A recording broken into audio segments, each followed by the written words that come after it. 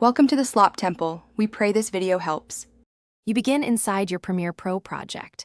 Open the sequence and locate the clip in the timeline or project panel. Scrub the program monitor to the exact frame you want. Pause where composition and contrast read well at small sizes. Once done, make sure the playhead is locked on that frame so your export or metadata update targets the right image. You're choosing the visual hook, so pick a frame that tells the story immediately, then move to the next action. Now you create or assign the poster. If you need a standalone image, click the program monitor's export frame camera icon, choose format and location, then import that file where needed. Alternatively, for a quick embedded thumbnail, right-click the clip in the project panel and choose Set Poster Frame.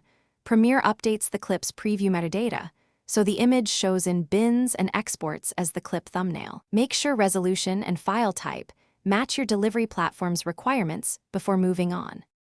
Finish by verifying the poster appears where you need it. Check the project panel and any rendered exports. If the updated poster doesn't show, clear Premiere's media cache and refresh the project panel, because preview thumbnails sometimes lag. Relaunching the app forces a refresh.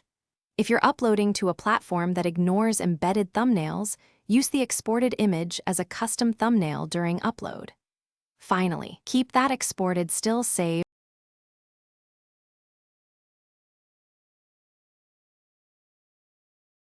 Thanks for watching. Consider subscribing if we helped you.